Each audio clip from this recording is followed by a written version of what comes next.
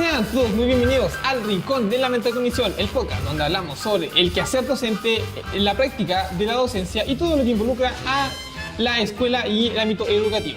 En el día de hoy, en el capítulo que se llama Lo que dice la ley y lo que no, revisaremos distintas leyes, artículos y decretos que tienen que ver con el tema central del que hablaremos hoy día, la inclusión.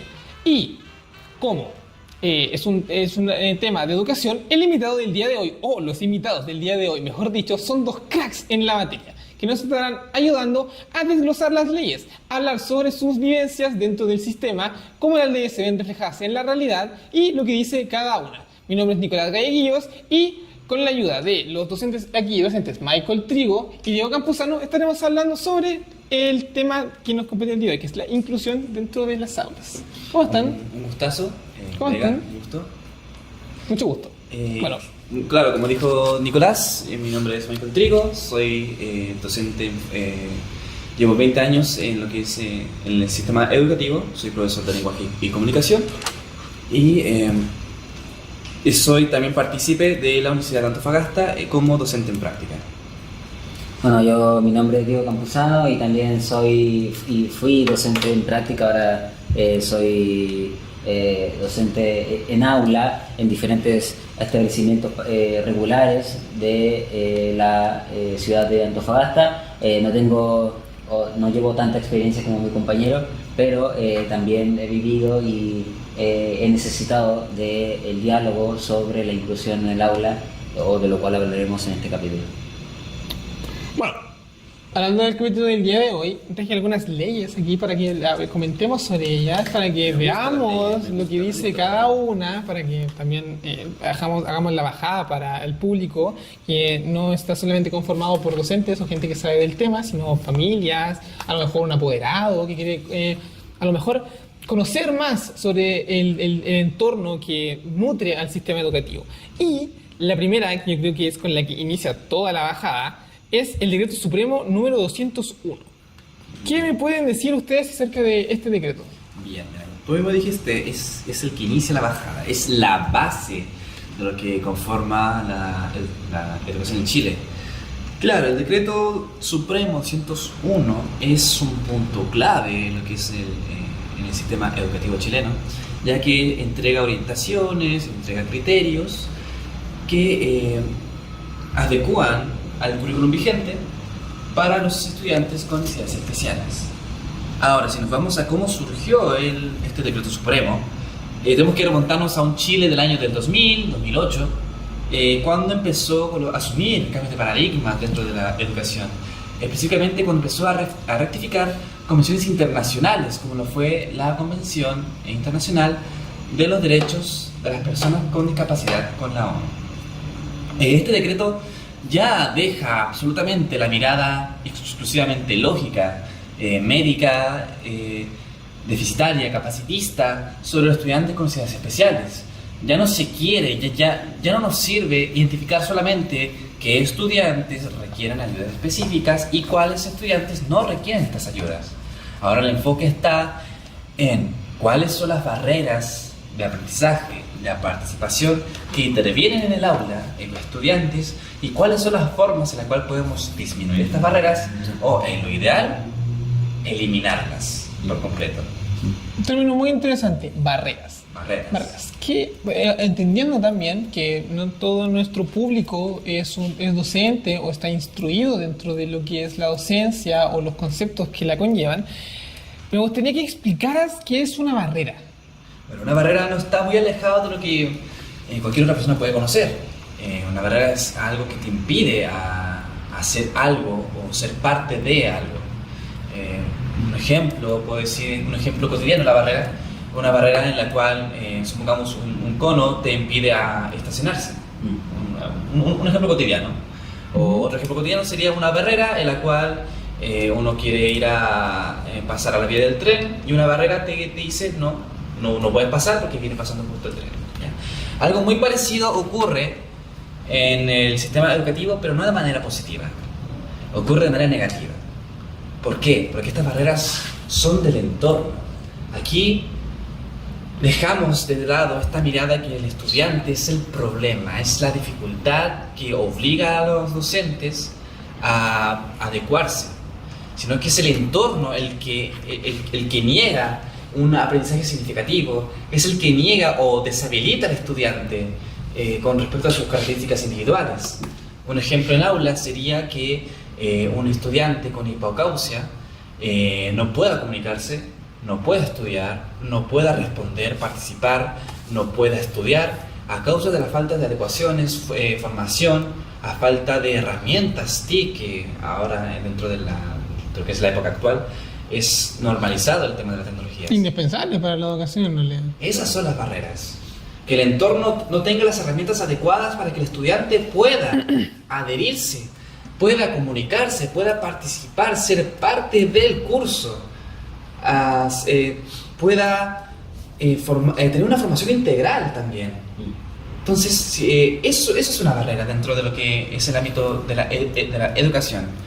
Algo que te impida hacer algo, ser parte de lo que debería ser ya normalizado. No tiene por qué existir esta barrera. Sí, sí, por ejemplo, en ese sentido, o puntualizando más lo que podemos hablar sobre el decreto, en su artículo 3 habla sobre los principios para la adecuación curricular, y estos son, llamémoslas así, las formas de solución, o las formas de solucionar, más que las formas de solución, como las formas de adecuación curricular. ¿Cuáles serían estas? Primero, para los docentes o para los trabajadores de una institución educativa, se entiende que el decreto es una herramienta para una educación de calidad. Por otro lado, se insertan conceptos como la inclusión y la equidad, porque es equitativa el acceso a la educación, y también la inclusión dentro de esa equidad es necesaria en el aula. Es decir, entendiendo que el aula es diversa, la inclusión de los estudiantes se tiene que dar en todos los ámbitos de que la institución pueda alcanzar. Además, el decreto, o en este caso en el artículo 3, se hace énfasis en que la educación es innegable para todos. No se puede negar la educación. Da lo mismo si se piense, que algún directivo, algún familiar o lo que sea piense que por motivos de raza, de etnia, que nosotros en esta región estamos muy propensos a pensar de esa manera, o por niveles socioeconómicos, lo que sea, no se puede acceder debido a la equidad, y no se pueda atender debido a la inclusión a un estudiante en un aula de clases. Por lo demás, también el artículo 3 habla sobre las estrategias, que son muy importantes, y cómo diversificarlas. Es decir, tenemos recursos, tenemos estrategias, y cómo esta la diversificamos en el aula para alcanzar a todos los estudiantes y para integrarlos a todos. Es decir, ahora atendemos a todos los estudiantes como una totalidad, no a cada uno. Entonces, en ese sentido, puede englobar a toda el aula, en realidad. Exacto, dentro de la organización, no simplemente a un grupo, porque a lo mejor yo pienso que los del fondo no van a poder comprender lo que yo estoy haciendo, porque a lo mejor el nivel socioeconómico de los de atrás es más bajo. Sí, sí. Muy en relación, o algo de lo que tengo que rescatar de lo que dijiste, es acerca del concepto de inclusión. Un concepto muy mal interpretado por la mayoría de las personas, porque creen que la inclusión radica en simplemente integrar a alguien en una sala de clases, no hacerlo parte, la simplificación. Claro, no hacerlo parte de su aprendizaje, no hacerlo parte del grupo, y simplemente que esté ahí. Y no, va más allá, va relacionado con hacerlo parte. Claro, aquí haciendo énfasis para quien no conozcan el concepto o lo que es de diferencia, tenemos dos visiones. Tenemos la integración y la inclusión. ¿Qué pasa con estos dos conceptos? Que obviamente se confunden, porque por una parte vemos yo te acepto, yo sé que existes en el aula, yo sé que estás aquí, eres parte, pero como integración, es solo integración, yo no quiero trabajar con él, porque por los prejuicios, por la formación en la que yo tenga, quizás el docente no esté tan bien formado sobre estos tipos de características individuales de los estudiantes. Entonces, esa es la integración. Yo sé que existes, pero hay una alta probabilidad de que yo no participe contigo. Hay una alta probabilidad de que tú no aprendas. Hay una alta probabilidad de que la participación sea nula del estudiante. En cambio tenemos la inclusión, que es lo que se quiere lograr de manera igual ante todos los establecimientos.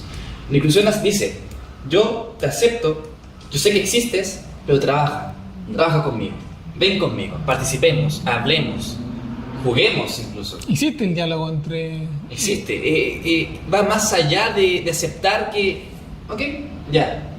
Ya no conviven en el mismo espacio simplemente. Exacto. Ahora existe este diálogo que los une para trabajar en conjunto, para poder lograr, en este caso en el aula, el aprendizaje en el que al final todos debemos ser parte de él. Exacto. Bueno, relacionado con eso, con lo que dijo Diego, al final de cuando nos habló sobre lo que dice el artículo 3, entendemos que el decreto responde al enfoque que tienen los derechos humanos, a garantizar esta inclusión, a no discriminar a nadie por su sexo, su raza, su cultura, su situación socioeconómica, al no discriminarlo, no aislarlo. Todos somos iguales. Exacto. Todos tenemos las mismas oportunidades, independiente de cualquier cosa que involucre lo social en el contexto. Exacto, ahí tenemos que tener en cuenta que, claro, al responder esto a un derecho humano, esto asegura en que el Estado tiene que asegurar que el sistema educativo cumpla con esto en todos los niveles. Que aplique las leyes. Claro, que se apliquen las leyes, que se apliquen las políticas y las prácticas, obviamente, dentro de vamos a lo micro, en el aula o en el establecimiento. Claro, porque no sé, por ejemplo, puede darse el caso en el que el establecimiento las leyes las recibe, las tiene dentro de su estructura, por así decirlo, pero en el aula no sucede, no llega, a la práctica no resulta lo que dicen los decretos o las leyes. Exacto. Y al final eso termina desconectando un poco, así que alguien tiene que hacerse cargo de que eso se cumpla. Exacto. Entonces, muy bien. Bueno, llegando al punto mencionado, podemos hablar de, por ejemplo, la LGE, que está dentro que engloba, que tiene que ver con la bajada. Bueno, hablando sobre eso, en Chile, si nos adelantamos un año más al decreto supremo que salió en el año 2008, Sí. en el año 2009 fue un año clave para el sistema educativo chileno, para la institucionalidad, para la institucionalidad chilena en la educación. Yeah. ¿Por qué? Según las marchas que se habían dado en el año 2006, en la revolución, lo que se llamó la Revolución Pingüina, se generó a partir de eso una discusión probablemente parlamentaria o de gobierno en relación sobre cómo sacar o activar una nueva ley de educación. Y esto fue la LGE, la Ley General de Educación, que vino a reemplazar a la antigua ley que regulaba el marco teórico o el marco legal sobre la educación, que era la LOCE, la Ley General Orgánica de Educación, Exacto, que se promulgó en el 10 de marzo del año 1990. Esta ley problematizó y hizo estallar muchos de los problemas que hoy tenemos y que seguimos teniendo en la educación o el sistema educativo. Sí, muy de la mano con eso, el tipo de problemas que tuvo la ley, existe lo que es la libertad de enseñanza o libertad de mercado dentro de lo que son las instituciones. Eso. Que en general, en resumen, es la forma en la que se estructura la educación en Chile.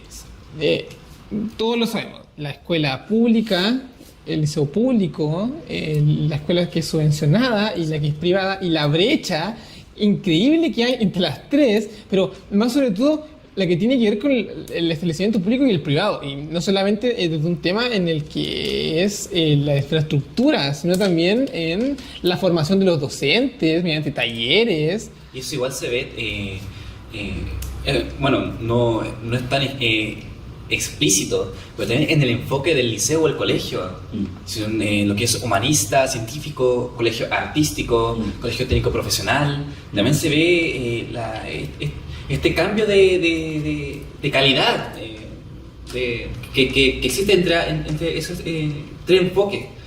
Por ejemplo, dentro de mi experiencia, yo estudié en un colegio humanista científico, allá en mi región natal de Coquimbo, y teníamos un colegio en el cual competíamos con, que se llama Golden High School, que es un colegio subvencionado.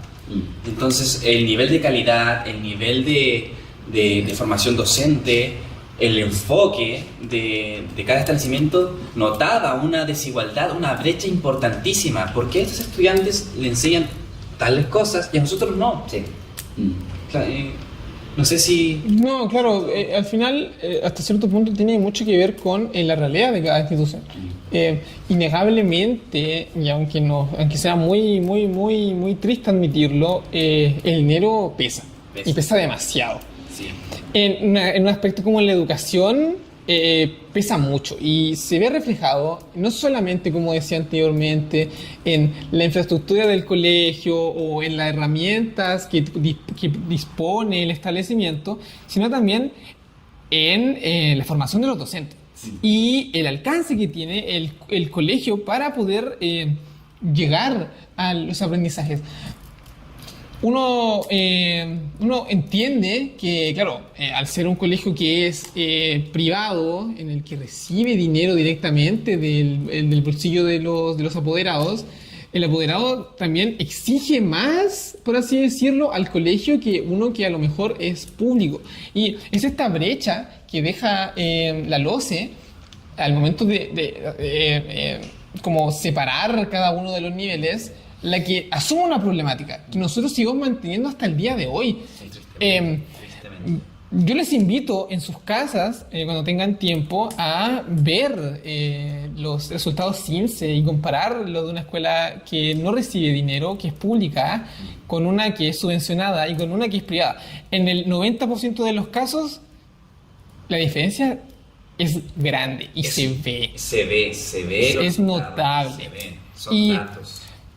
Por mucho que uno quiera decir, el dato no va a marcar al alumno y sus conocimientos. El dato está y se puede ver y se refleja y es lo tangible que tenemos para medir la competencia de cada uno de los establecimientos que envuelven al territorio nacional. Sí.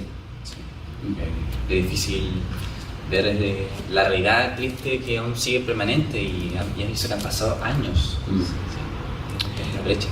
Bueno, con eso en mente, me gustaría que me comentaran la diferencia entre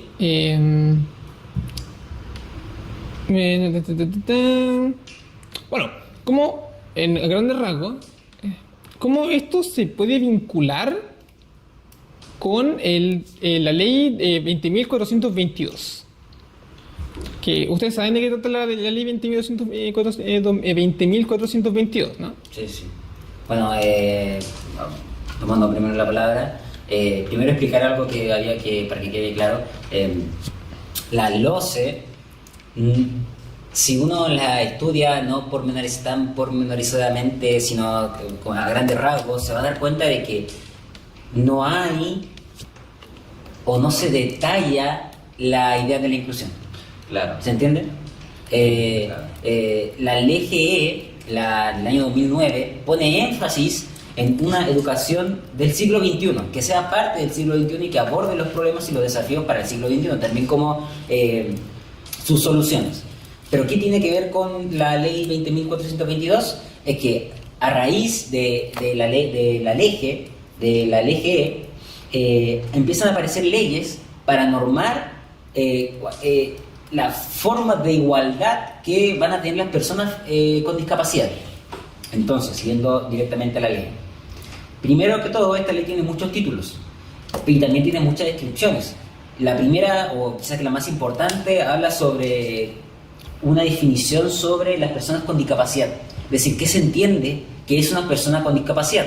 O cuándo se entiende que hay una discapacidad física, cognitiva o motriz en relación con una persona.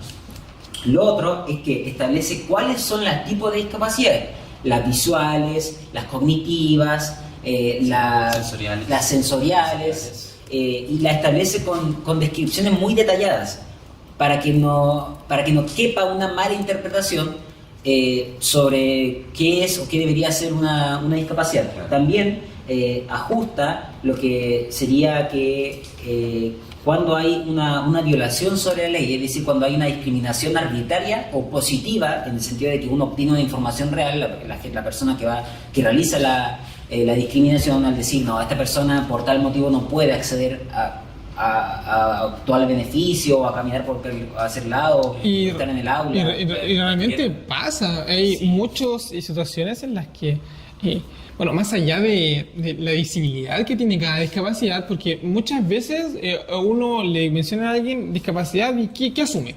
Que o asume o que se imagina a alguien en silla de ruedas a lo mejor, o alguien que a lo mejor tiene el nivel cognitivo más bajo que el resto de las personas, pero hay muchos tipos de discapacidades, demasiados tipos de discapacidades. Hay tantas discapacidades como personas puede haber en una sala de clase. La diversidad se da tanto como personas hay en una sala de clase. No, y eso incluye mucho el tema de la importancia de la formación docente de los establecimientos.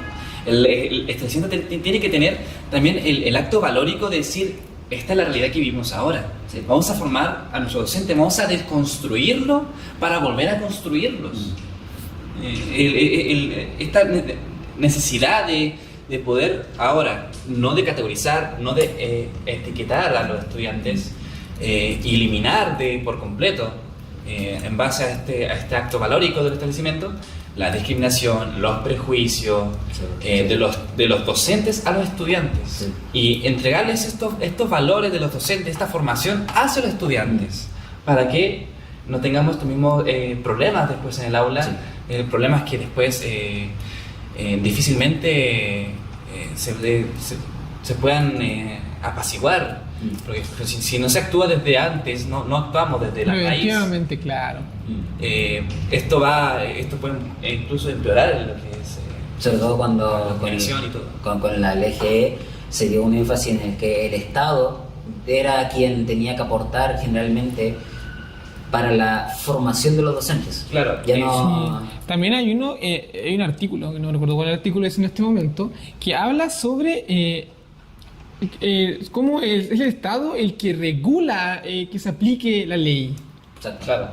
Sí, volviendo a la 12, el Estado no cumplía un rol específico en el sistema educativo, más allá de monitorear cómo iba el mercado neoliberal que se existía. Sí. La LGE, en el artículo 4, ahí es donde se implementa que obtiene un rol ya permanente de que el Estado tiene que asegurar sí o sí la calidad, tiene que asegurar la equidad, la inclusión y la diversidad dentro del sistema educativo. El valor social que tenía, la importancia social que tiene la educación. No, tiene que por alguna forma decirlo, mediar, que se cumplan las normas, porque uno piensa a lo mejor claro, y uno piensa antes. Y ¿quién se aseguraba de que en las instituciones existiera esta equidad antes de la LGE? Nadie. Y tristemente, muchos de las personas que hoy día conforman la sociedad fueron educados bajo este sistema y a lo mejor siguen siendo vistos desde esta perspectiva. ¿Algo más que quieran comentar acerca de la LGE, del decreto? Yo quería ahondar un poco más en el tema de la ley porque, bueno, la mirada histórica nos dice que primero apareció la LOCE, después apareció la LGE, después empezaron a aparecerse estas leyes que robustecieron la visión de la institucionalidad chilena o el marco teórico para la educación inclusiva. Entonces, ¿qué hacía en qué quiero recalcar? Quiero decir que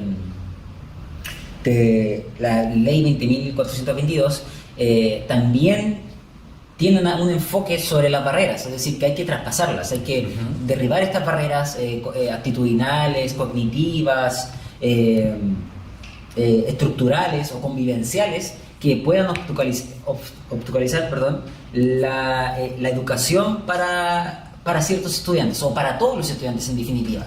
Claro. Y también algo que es muy importante es que se basa en uno quizás que de los más importantes, que yo creo que tú también lo conoces, que es el DUA.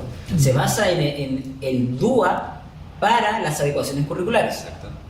El DUA empieza siendo un diseño arquitectónico que es un diseño universal para todas las personas.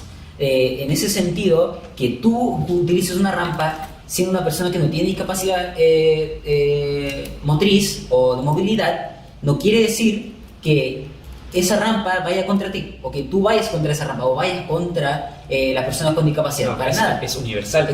Tú decides si la usas o no la usas. Claro, Si la necesitas libertad de la discapacidad. decisión, tener la disposición de poder elegir, Exacto. es lo más importante. Igual hay otro, bueno, que esto va más ligado a lo que es el discurso legal, que muchas veces se indica, pero ver a la educación como un derecho universal para todos y todos los estudiantes.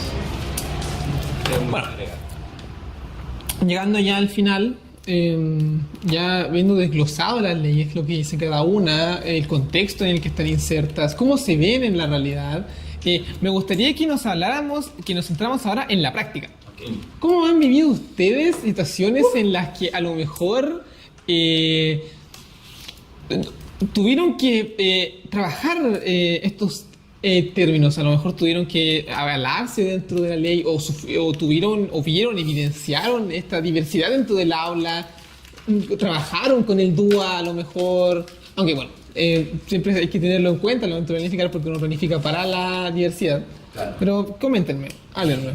Bueno, en mi parte, yo debo decir que cuando empecé con mis primeros años dentro del sistema educativo, he de admitir que yo pequé con el tema de la falta de conocimiento de los marcos legales. Me tocó un caso que nunca pensé que me iba a tocar. Claro, uno sale de la universidad, Claro, con ideales que... pensando en el que el curso va a ser así, yo planifico, Claro. y al final uno se da cuenta que uno tiene que planificar para la diversidad de una manera increíble. En una sala en la que uno tiene 40 alumnos, uno se da cuenta que uno tiene que incluir a todos en las actividades, en el aprendizaje, y es un desafío. El profesor tiene que reinventarse, tiene que encontrar la manera, de poder surcar estas dificultades. A mí me tocó moldearme, pero moldearme harto.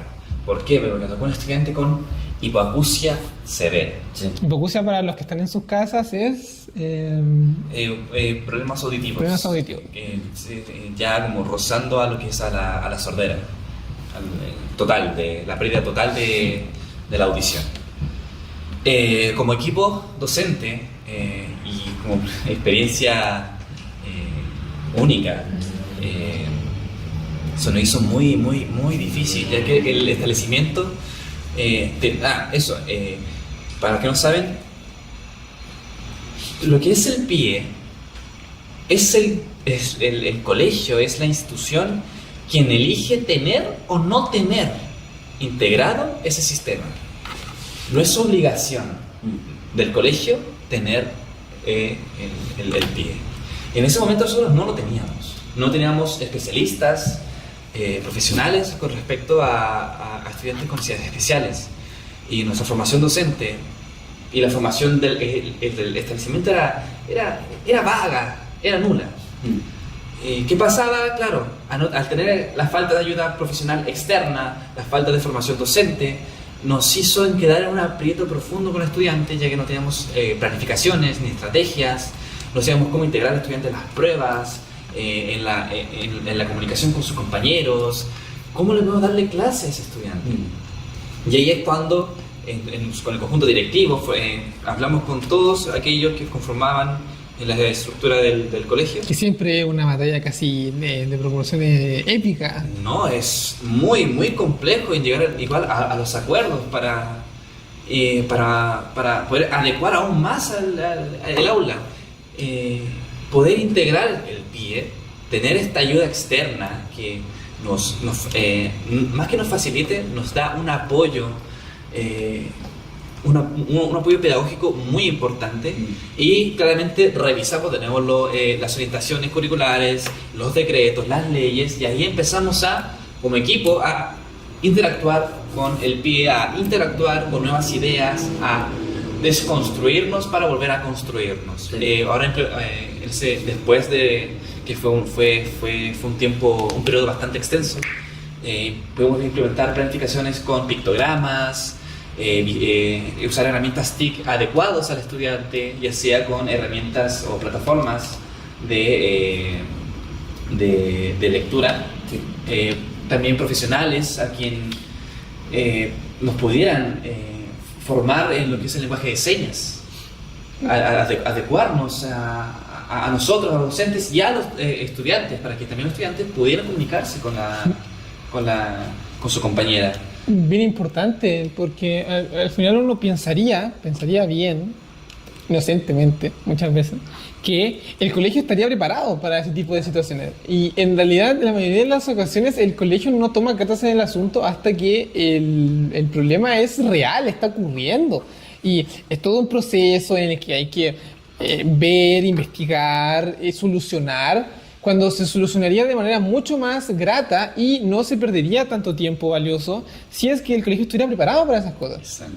Tener que implementar el pie, tener que reunirse, tener que reinventarse. Muchas veces se dice que el profesor nunca deja de aprender, que siempre se está renovando, siempre se está moldeando alrededor de lo que le pide el contexto de su aula, de lo que pide el contexto chileno actual, porque los tiempos cambian, los alumnos cambian, las necesidades educativas también a lo mejor hay otras formas de tratar, otras formas de llegar al aula. Y con respecto a eso, nuestro patrocinador del día de hoy, EducaPlay, es una herramienta muy buena para poder llevar TICs al aula. ¿Ustedes conocen EducaPlay? EducaPlay me suena, he escuchado que unos colegas me hablan de eso, pero yo no tengo ni idea, no he tenido tiempo de investigar. ¿Usted Diego ha escuchado hablar de EducaPlay? Durante mi formación la conocí, pero dejé de utilizarla.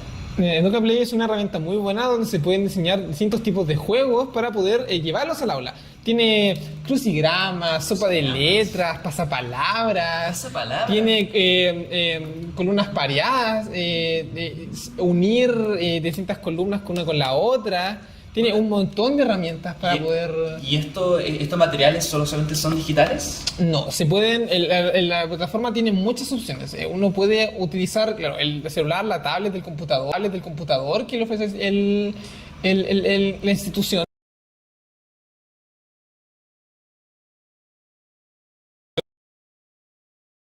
Celular de los mismos alumnos. O puede imprimir lo físico, por ejemplo, una sopa de letras te da la opción de imprimir la física, o incluso, claro, y también tiene herramientas que van más destinadas a poder comprender o monitorear los datos de los distintos juegos. La herramienta es totalmente gratuita, tanto como para utilizarla como para crear. Uno puede, si los alumnos se meten con su correo institucional, por ejemplo, uno puede ver quién es el que más puntos tiene, quién se demoró menos, tiene un apartado que es de estadísticas, es muy completa y yo los invito a utilizarla en su día a día, o que la vean, la chequen y jueguen con ella un rato, porque es una herramienta que en lo personal a mí me ha servido bastante. ¿A usted, estimado, alguna experiencia docente? Bueno, dentro de mi experiencia en diferentes establecimientos, siempre encontramos problemas con el PIE y cómo abordaba la diversidad, porque muchas veces surgía un poco como la discusión de hay profesores o docentes que sí implementan podríamos decirlo así como el discurso inclusivo, y sí son exitosos, pero porque son docentes que están a la talla, a la altura, no son mediocres o no intentan hacerlo ni mucho menos, porque después eso se refleja en sus estudiantes. Y algunas veces discutíamos que entonces si estos docentes están a la altura no es necesario el pie, pero cuando los docentes no están a la altura y que el pie existe, siguen careciendo los estudiantes de las herramientas, los recursos, los docentes de la formación suficiente para realizar clases totalmente adecuadas a la diversidad en el aula. Esas eran un poco como las discusiones que teníamos. Pero centrándonos en un problema real, también existe en la discusión. Por ejemplo, cuando yo tuve, no tuve yo, sino que el establecimiento tuvo un estudiante con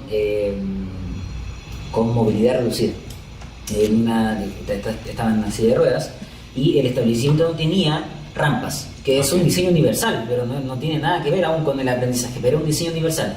Pero los docentes creían que solo por estar en una silla de ruedas y por tener movilidad reducida no iba a estar a la altura que sus otros estudiantes. Ya. Algo que No, completamente sin sentido en realidad. Claro, que después comprobé y comprobamos que no era así, que el estudiante podía realizar sus pruebas, claramente tenía ciertas dificultades de movilidad, pero eso no le impedía realizar pruebas, ni aprender, Claro. ni lograr o superar los objetivos que los docentes se proponían y que él iba cumpliendo. Entonces, en ese sentido, la experiencia de la inclusión siempre ha sido muy difícil, porque es como pensar pensar en que la inclusión es como una costumbre, más allá de las leyes, porque si estas leyes no se cumplen, entonces no hay inclusión. Claro. Es como, Claro. tiene que ser casi como algo de costumbre, que hay que empezar como a propagar, si que se puede utilizar esa palabra, ¿no? Claro. Más como propagar, aceptarla que existe. Exacto. Aceptarla que ya es una realidad, es parte de... Entender de lo que, vivimos. entender que la diversidad en el aula es la nueva normalidad, en realidad. Claro, ya no estamos en tiempo de segregar. Claro. Bueno, con eso dicho, creo que ya es oportuno ir cerrando. Les agradezco mucho el haber estado aquí, haber venido, haber conversado, haber desglosado estas leyes que son útiles y nos dan una perspectiva sobre la educación y sobre la inclusión principalmente, que a lo mejor es un tema que no se evidencia mucho desde afuera, pero uno como docente sabe que las aulas son diversas y que uno tiene que saber trabajar con ellas. Claro. Bueno, eso. Yo les agradezco mucho en haber venido el día de hoy. Muchas gracias a ti por la invitación. ¿Algún y- comentario sobre alguna reflexión final que quieran entregar al respecto de lo que se habló hoy día? En mi caso, creo que es muy importante que se hagan estos espacios de conversación, de charla, porque... Invitar a la comunidad a conversar. Claro, o sea, con sus hijos, con sus estudiantes, con otros colegas, porque al fin y al cabo estos marcos legales son los que orientan a la labor docente. Y si es que estos documentos no se estudian, no se analizan, no se comprenden, no se entienden a profundidad, tenemos el mal hábito de no lo aprendí, no va a afectar en la práctica. No, al contrario, va a afectar y va a afectar mucho en el aula. Por eso es importante que lo podamos entender, lo podamos analizar. Todo ello para que nosotros como docentes podamos orientarnos a una mirada más comprensiva, eficiente y comprometida con el aprendizaje significativo de todos y todas nuestros estudiantes. Bueno, siguiendo la reflexión de Michael, fue un gusto participar en este capítulo, sobre todo hablando de la importancia de la educación inclusiva, y también invitar a la comunidad educativa, a los establecimientos, a los directivos, que muchas veces están ajenos a estas discusiones porque creen que el docente lo tiene que hacer todo y porque existen las leyes, una mano invisible trabaja sobre ellos. Recalcar la idea de la costumbre, de dialogar, de si el marco teórico es lo suficientemente complejo para no aplicarse, es necesario la discusión, porque la discusión empieza a descubrir que realmente estas cosas existen, son conceptos concretos, extrañamente, que existen y que tienen su visualidad o su existencia en nuestros estudiantes. Ellos son la diversidad. Y también, sobre todo, recalcar la idea de que la educación sigue siendo para todos y todas, tiene un foco inclusivo, es necesario que sea significativa, y también terminar con una pregunta en el sentido de que ¿cómo nos veremos tú y yo, nosotros, el estudiante, el estudiantado, el docente, en el aula? ¿Cómo nos veremos? ¿Cómo tú y yo seremos o nos vamos a reconocer en ese ámbito? En ese sentido, con eso quiero terminar por lo menos mi reflexión. Entender que el cambio, lo más importante, el cambio empieza por uno. Y uno tiene que entender estas cuestiones y saber entender la diversidad y saber que la diversidad es con lo que uno se va a enfrentar en el aula. No esperar que todos sean iguales. Y, como pregunta reflexiva, para finalizar, creo que reflexionen acerca de cuándo fue la última vez que fueron reflexivos en su día a día. Puede ser en el aula, frente a los estudiantes, o incluso en mi trabajo, en mi día a día, dentro de mi casa. Y bueno, eso. Gracias por habernos visto el día de hoy. Los espero la próxima semana. Hablaremos de un tema bien interesante. Y nos vemos.